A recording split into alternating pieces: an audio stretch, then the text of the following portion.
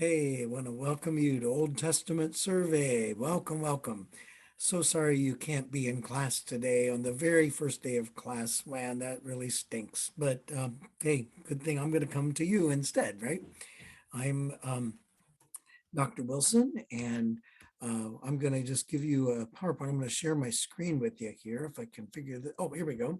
Yep, this is Old Testament uh, Survey. I'm glad that you've joined me. Yep, that's me wearing my bling. I finally got my doctorate just a few months ago, and this December I got to do the March of the Penguins through the commencement. You'll be there someday, right? Um, anyway, I was a pastor for 26 years before I came here 5 years ago. And I really love being here, being a part of that. But I'm still a pastor, just cleverly disguised as a professor. Um, I'm in class, I'll be wearing this little mask thing. And I thought of myself as like looking like this, but here it is. See, well, it's this, which is more like that, right? um, Listen, there are two ways to study frogs. One way to study frogs is to dissect them, to go into like a laboratory and you cut them open, filled with formaldehyde. You say, oh, look, there's the frog's gizzard. I don't know, do frogs have gizzards? There's a spleen. That's one way to study frogs. And the other way is to go into the froggy habitat, into the swamp and stuff, and actually put your chest waders on. You go out there and you see those frogs, and you see what a real frog is like, a live froggy. And there are two ways to study the Bible. People can study the Bible like dead froggy Bible, or they can do live froggy Bible, right? So that becomes real and living. And a lot of times people think of the Old Testament as like a dead frog. I mean, that's boring and dry and dusty. But I want to challenge that assumption. And if you've thought that, I hope that by the end of this semester, you won't think that anymore. Um, the Old Testament is a story of a family, and I'm going to tell you real quick about mine. I come from a long line of bootleggers and moonshiners. From Boozy Creek, Tennessee, is where my parents came from and stuff. But my daddy became a preacher, so that he changed the trajectory. There's my beautiful wife, Kathy. You'll hear a lot about her this semester as we were celebrating our 39th wedding anniversary. It's my daughter, Hannah, who is just graduated from Swoosh in early childhood education, just in December, just recently. This is my son, Wes, and his wife, Zella. Wes works at a college, and they both graduated from here at Southern Wesleyan.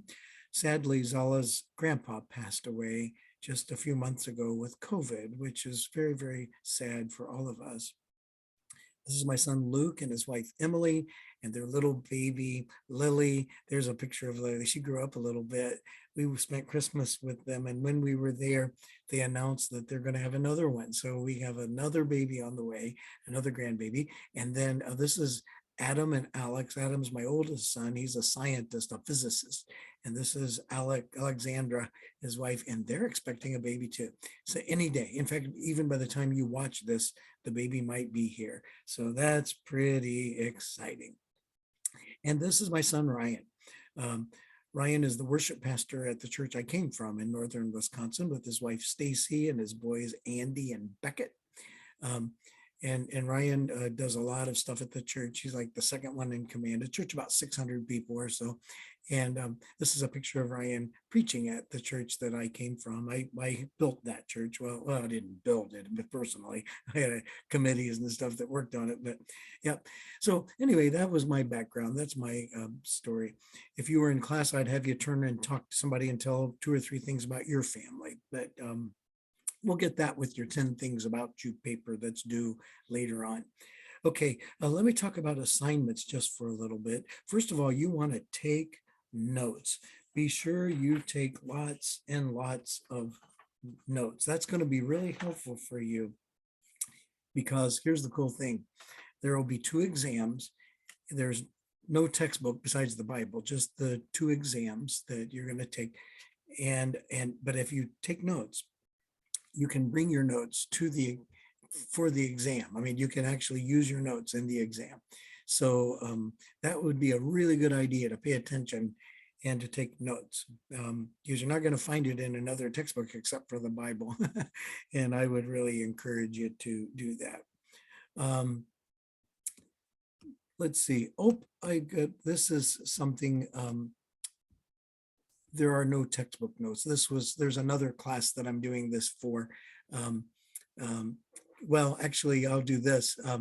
In fact, you might be in the other class. If you're in the One Life class, you'll be doing this textbook called The Old Testament in 7 Sentences. But if you're in the other class, then you don't have that textbook. So it's a different kind of deal. Basically, though, there are some reading reflections that you're going to do. There will be some other kinds of assignments, smaller assignments, 2 tests, and then and that's that. Okay. So here's what we're going to do. You have 3 assignments back to back, bang, bang, bang, that are coming up in the next 3 Saturdays. Now, one thing I want to mention about Saturday, let's see if I want to mention this. Saturday is when the assignments are due. Sunday, though, is a grace day. So I want you to try to get it done on Saturday so you can have Sunday just for fun. But if you don't get it done on Saturday and you turn it in to me on Sunday, I won't deck you any points. But after midnight on Sunday night, like first thing Monday morning when I get up, I'll be looking. And if you haven't turned it in, then you lose 10%, 10% per day late. And I cap that at 50%. So you can still earn 50% on an assignment, even if you turned it in a week or 2 later. But the one that you're going to be doing coming up this coming Saturday is 10 things about me, right? 10 things about me.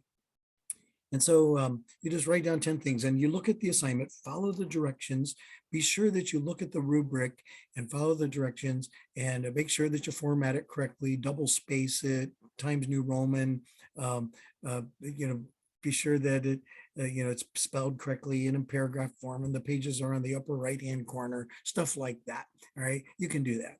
And if you don't, it's no big deal. You just lose a few points and then I'll mark it up and then you'll know for the next time. So, but not a big deal. If you give the effort, you'll do just fine. Then we have your view of creation, and we'll be talking about that in class a little bit later. And then Old Testament interviews, right? So that's the interviews are like people like your grandparents or people that you know that really know the Bible pretty well, and you're going to ask them some questions. So for your assignments, I think I already mentioned about 10% per day, Sunday's grace day. When you're making references, and there will be some places where you have to do that, like with your creation paper, you need to be sure that you cite these things appropriately and correctly. So make sure you format it right. If you have trouble with that, you can go to the library and ask them, or you can go to OWL Purdue, or I think there's a link on Canvas. You'll find it. If you need help, reach out to me. Okay, one thing about it, you have to be in present 75% of the time. All right, if that means 7 absences that's the most you can miss and still pass the class.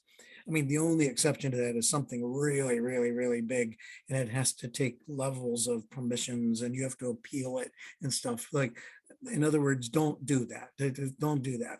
I've had students in almost every class fail just because they missed too many. And I'll do everything I can to help you, but you need to do your part and show up. Now, by doing this, this actually counts you as present. So it'll be all right. If you're late 2 times, that counts as an absence. And you want to be sure to let me know. I don't know, it says tardy card. I don't know if I have exactly a tardy card or not, but something like that you just jot your name down and give it to me if you come in late. So that way I'll know that you were there and count you present. Every time in class, we're going to do the Shema. And the Shema is this blessing.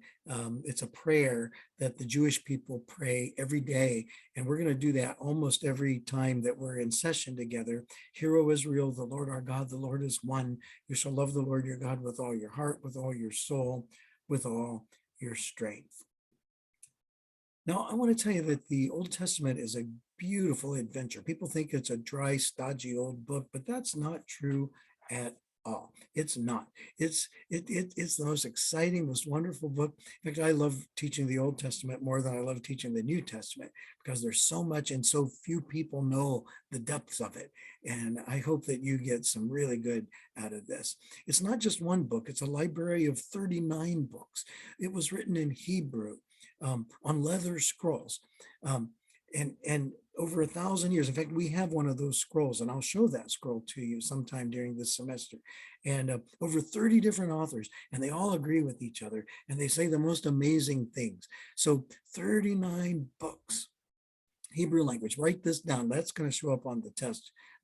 Be sure you get that, right? And it's organized in this way. It's law, history, poetry, major prophets, and minor prophets. That's the main genres. The word genre means the kind of literature. So the first 5 books, that's the law. And then the history, that's like kings and judges and stuff like that. The poetry, it's like Psalms and Proverbs and Ecclesiastes and Song of Solomon. Then there's major prophets. There's 4 of those: Isaiah, Jeremiah, Ezekiel, and Daniel. And then there are 12 minor prophets. Now, the Old Testament really is about revelation. And write this down: revelation. It is God's disclosure of his nature and our purposes. It's what God's about and what our lives are about. And that's what revelation is. And the Bible actually reveals God to us. All scripture is God breathed, or inspired is the word. That's what the word inspired means: God breathed. It's inspired or God breathed, and it's useful for us. It's practical. It trains us up. It corrects us. It sets us straight. So the word inspiration means God breathed. I'm going to skip that stuff, but we're going to do this. Okay. The problem is, actually, I'll go back just for a minute. Most people haven't really read the whole thing, like particularly the Bible, because I think it's boring. But here's a question: Do you like to watch Netflix? If so, what's your favorite kind of movie? If you were in class, you'd be talking to each other about what your favorite kind of movie is, like action, adventure, romance, superheroes, mystery. This says intrigue. See, oop, there it is, intrigue, like James Bond, sci-fi, horror, war. You know what? All of that is in the Old Testament. It's all there, all of it, all of it. War, horror, sci-fi. I mean, sci-fi, that's Ezekiel, right? Intrigue, the 12 spies. There's superheroes, that's like the Judges, and there's romance, Song of Solomon and Ruth. Ruth is more like a Hallmark, and a Song of Solomon is steamy. And so there's a big picture. The meta narrative is the word for the big picture. It's like the story behind the story. It's the big overarching thing of the entire Old Testament. And I have a pattern that I want to teach you about the meta narrative, right? And so I don't know if I can do this by video very well or not, but basically it goes like this. Maybe you can make it the motion with me as you look at it. It goes creation, and then fall, and God creates the world, fall, Adam and Eve, they sin, promise, like a rainbow, you make it like that, because God gives Noah a promise, and then Abraham a promise that he's going to be with them. That's what the word testament means, is covenant or promise. And so it's creation, fall, promise, and then call. Creation, fall, promise, call. Right? You could call to come to me, call, and God calls Abraham, and he calls him to go to a promised land. But then later on, they get sold as slaves in Egypt. There's Abraham, Isaac, and Jacob, and then there's Joseph, and then after Joseph, they go to Egypt, and then it's bondage, they're slaves. But then Moses comes along, and they're deliverance, right? So it's creation, fall, promise, call, bondage, deliverance, and then law, because Moses goes to the mountain and gets the 10 commandments, and then it's wilderness, right? Wilderness. They wander for 40 years in the wilderness, and finally they come to the promised land.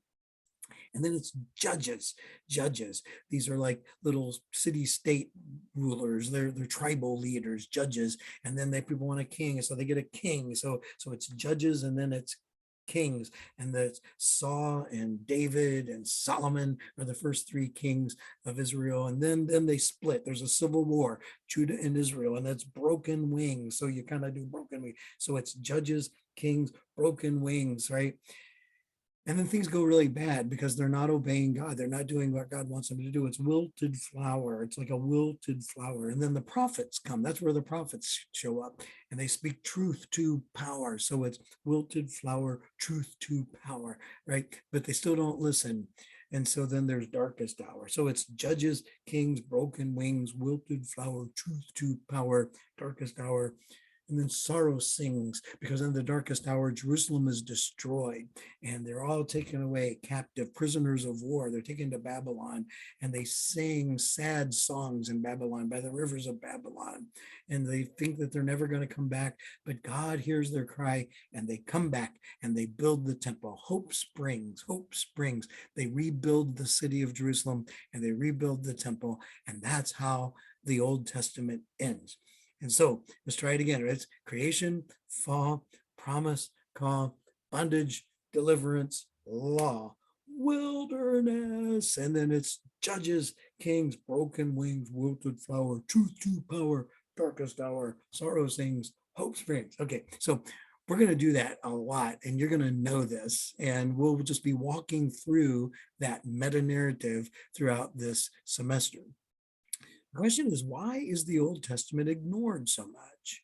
Like, why do people not read it? Like, you'll see this when you talk to people. Almost, I would say, 80% of the people who get interviewed, these great saints of God who know the Bible, they ask them, how familiar are you with the Old Testament? And most of them, 75 to 80% will say, I'm not very familiar. I like the New Testament. But why is the Old Testament ignored? And there's some reasons for it. The first is it's a matter of relevance. They don't see that it's that important. They think that what does something that's written so far ago, so far away, it's a totally different culture, what does that have anything to do with our lives today? A matter of relevance. They can't see the forest for the trees.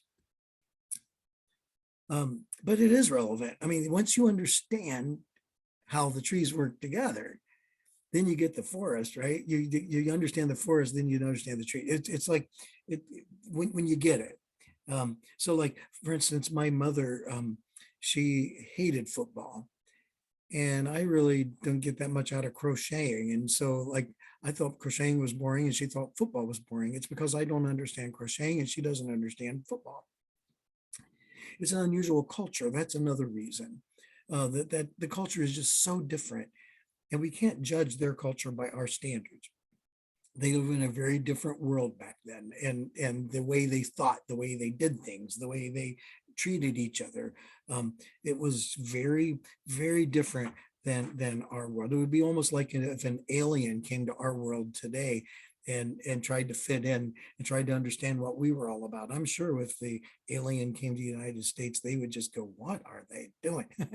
And that's what we're doing because we're the aliens and we're going to them and we're saying, what were they doing? What were they thinking? And here are a few things that was in their culture that you got to understand. And it's just the way, it wasn't just in the Bible. It's not just a Bible thing. It was like everybody in that day and age. So they were just products of that culture. So like, for instance, there was violence for survival. The Old Testament is a violent book, but every culture was violent. Every group of people, they were violent. That's just the way humans were back then. They had to be violent in order to survive. There's the law of primogeniture. The firstborn gets the stuff, is what this means. The favor of the firstborn. The firstborn gets the stuff. And so, like, whoever's the oldest male in the family, the first one that's born, he gets all the stuff, and the rest of them, they're just out of luck. The law of primogeniture. That plays a role in the Old Testament. Women were considered property in the Old Testament. Now they're not. I don't own my wife. She's not my property. She's my sweetheart, but she's not my property. But that's the way they saw it, but not just the Jewish people in the Bible. I mean, everybody saw it that way. And actually, what we see with the Old Testament are these ideas, these trajectories come in the right direction about women. Another reason why the Bible is neglected, the Old Testament, is because people have misused it and they've distorted it.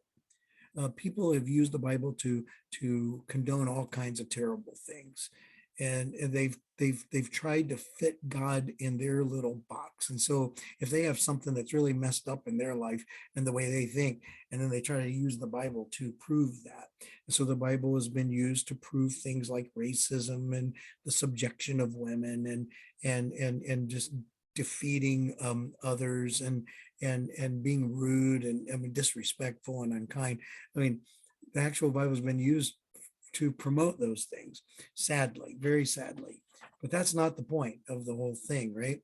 Um, this guy William Floyd, he was an atheist. He said the Bible's done more harm than any other book in the world.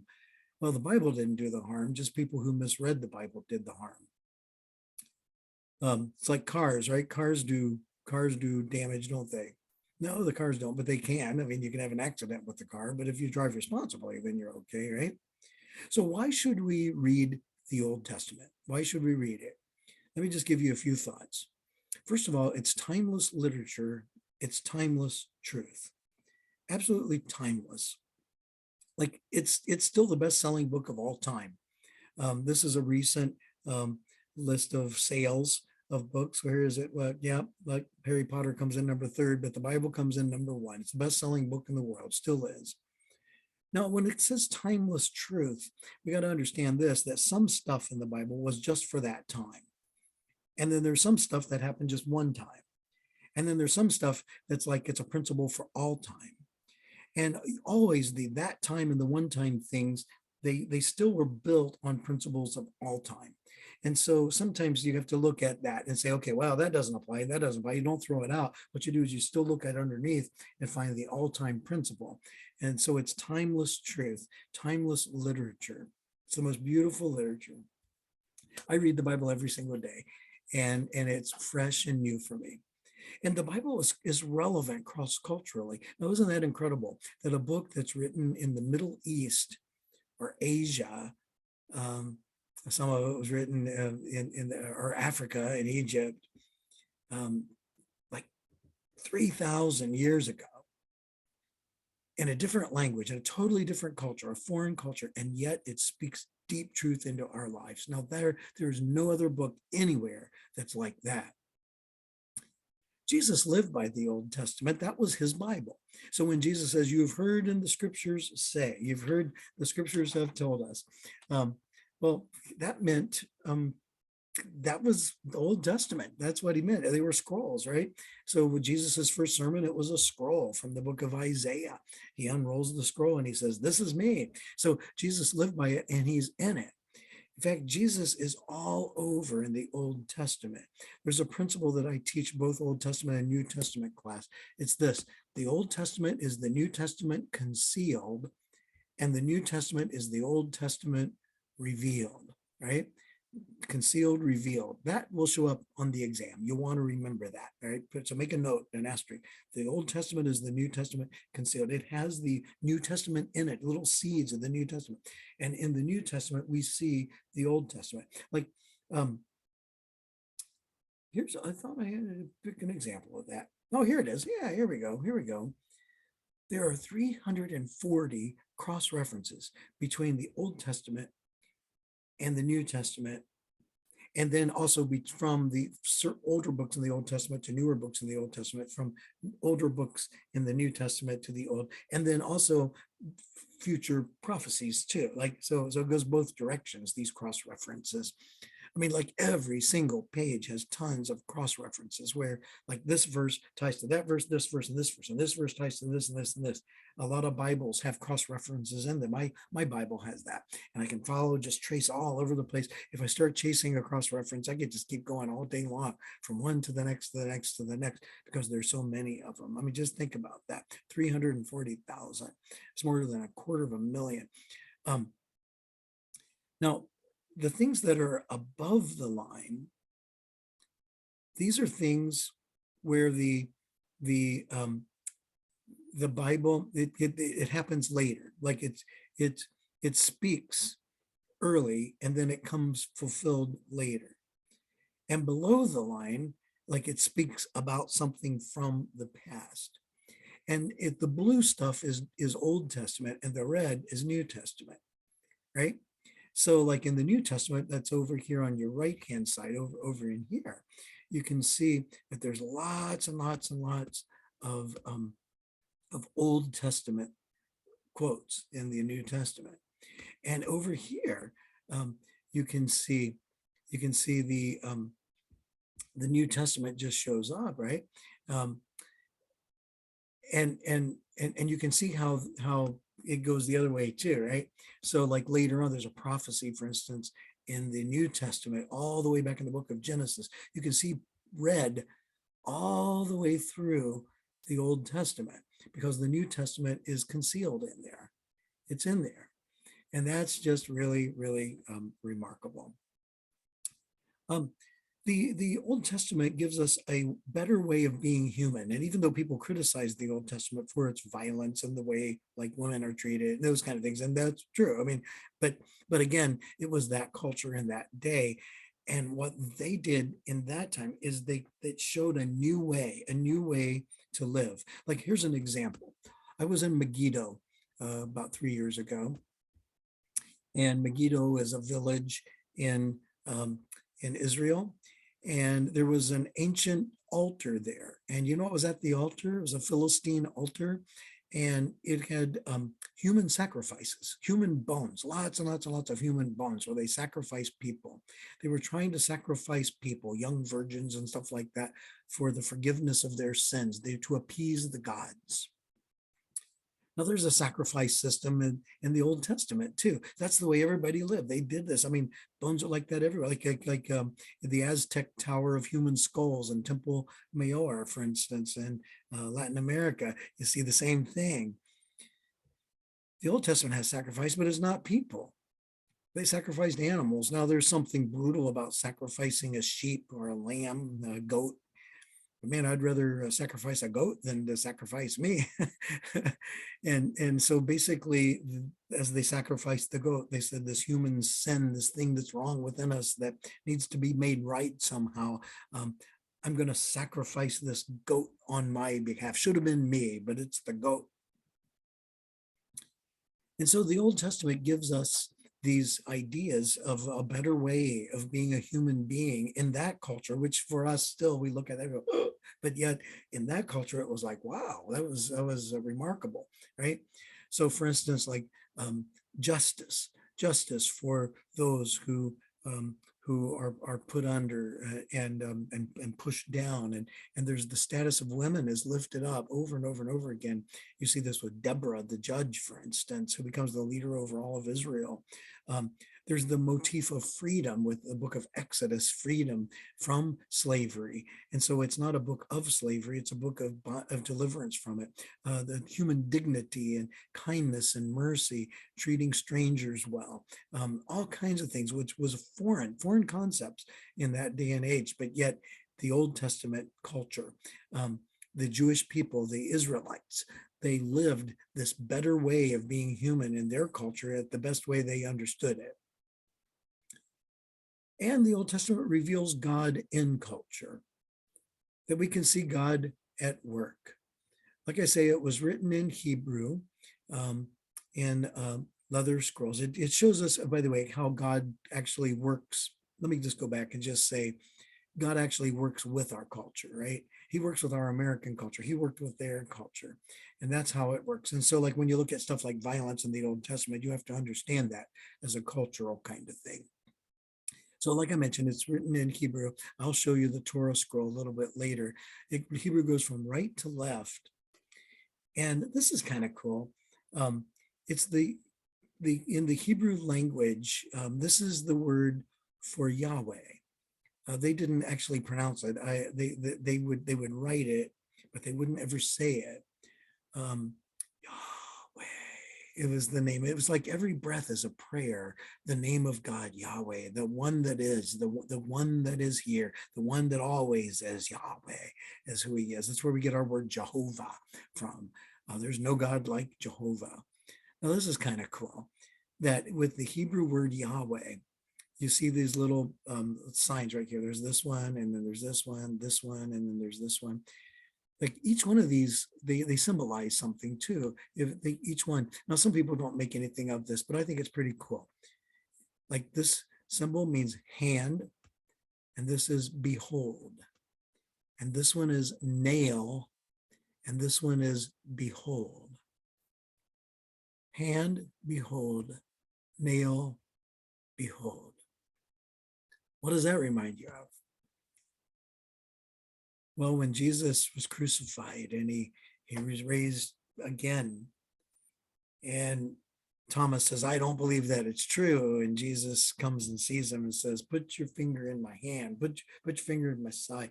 Look, hand, behold, nail, behold, Yahweh. Jesus was saying, I am God in the flesh. And even in the name of God, that's all the way back in the Old Testament, it's a foreshadowing of Jesus who is coming. Okay, so I think I mentioned this already, but I'll bring it up just real quick again. It's organized this way. There's law, history, poetry, major prophets, and minor prophets. Law, history, poetry, major prophets, and minor prophets. And so, hey, did I mess that up? Oh my goodness. Let's see. Yep, I did. Okay, let me go back. I missed one little piece. I'm glad I caught this while I'm doing this now, so I can change it so when they in class. There's the Hebrew Bible is arranged a little bit differently, like with the ancient Jewish people. They arrange it, and in fact, even Orthodox Jews today still have it arranged differently. And so they have the law, which is Torah, then they have the prophets or the writings. I mean, sorry, the law, excuse me, the prophets and the writings. That's what it's called. And so I just missed the writings here. I'll put that in my slide later on. Law, prophets, writings. There it is. See, law, prophets, writings. And so, like in our Bible, it starts with Genesis, Exodus, Leviticus, Numbers, and Deuteronomy. And that's what we're going to be doing first, this stuff. And then Joshua and Judges, and Joshua and Judges, and then Ruth. But Ruth actually, in their Bible's over here. And then there's 1st, 2nd Samuel, 1st, 2nd Kings, but 1st and 2nd Chronicles is next for us, but that shows up as the last book in their Bible. And then we have Job. Where did Job go? Oh, Job's over here in poetry, this under writings. And then we have Psalms and Proverbs and Ecclesiastes and Song of Solomon. And then we have Isaiah and Jeremiah, Lamentations, which is a book written by Jeremiah that comes for us. Then Ezekiel, and then where's Daniel? Daniel over here, right? I forgot it has their Nehemiah. Yeah, those guys are in right before the Joshua, Judges, Ruth, 1st, 2nd Kings, 1st, 2nd Chronicles, after Chronicles, Ezra and Nehemiah, and then it's Esther. Yeah. Okay. Anyway, so and then the 12 minor prophets at the end in ours, but Chronicles ends over there, which is kind of cool because Chronicles is like through the whole Torah. Then Moses he writes the Torah, and then the people write about the kings and the whole history of Israel and all the Old Testament and all that kind of stuff. And then Chronicles comes at the very end that captures the whole thing and tells the whole story all over again in a nutshell. So for the Jewish order, this is what you want to know: law, prophets, writings, right? Law, prophets, writings. And for the Christian Bible, the way that we would organize it is law, history, poetry, major prophets, minor prophets. They both are symbolic, and it isn't like there's one right order. They were written in individual scrolls. Well, when I say that, like 1st and 2nd Kings were just one scroll, Samuel was one scroll, and the 12 minor prophets were just one scroll. The law is like spiritual, it's political, and it's even our national constitution for the children of Israel. So like for us, we have a constitution in the United States, and then we have the Old Testament too. And our law is actually based on the Old Testament. But for them, it was actually the same thing. So there's a lot of legalese kind of stuff in there, a lot of stuff about how we are to live with each other and rules of the community and that kind of thing. It's like stuff about speed limits and stuff like that. That wouldn't make it in our Bible, but for them it did. It was there's that kind of the history. Those are the stories of Israel, the great stories. Um, the poetry um, the poetry is Job, Psalms, Proverbs, Ecclesiastes, Song of Solomon, and then I put Lamentations. Some people just stick Lamentations as an addendum to Jeremiah, but I put it under poetry because it is like poetic. Um, and these are just very poetic kinds of books. Some of them are wisdom literature. Proverbs and Ecclesiastes are called wisdom literature because they're like they give you little snippets of wisdom. And then with the poets, it's like a lot of symbolism. There's poetic elements to it. We'll go into that. I don't need to do all that. Let's see. Well, hang on just a sec. Yeah, I guess I will. Like so about symbolism, like in Psalm 91, it says you'll find refuge under his wings, but God is not a chicken, right? He is not a chicken. And so, no, of course, under his wings you will rest. Yeah, wisdom, literature, Proverbs, Ecclesiastes. These are principles and they're not promises. They're just common sense kind of stuff that you get like in a Chinese fortune cookie. There's 4 major prophets, 12 minor prophets. And with the prophecy, one thing that's kind of interesting is it's kind of figurative, very poetic, end times kind of stuff is in there. But listen to this 90% of what the prophets say is fulfilled during the time of the prophet. 9% of it is fulfilled at the time of Christ, and 1% is yet to be fulfilled. And some of the prophecies are like an onion. They were fulfilled here, they're fulfilled here, and they're going to be fulfilled here again. So they're multiple fulfillments of the same prophecy. So there you got it. That's the story of the Old Testament in a nutshell.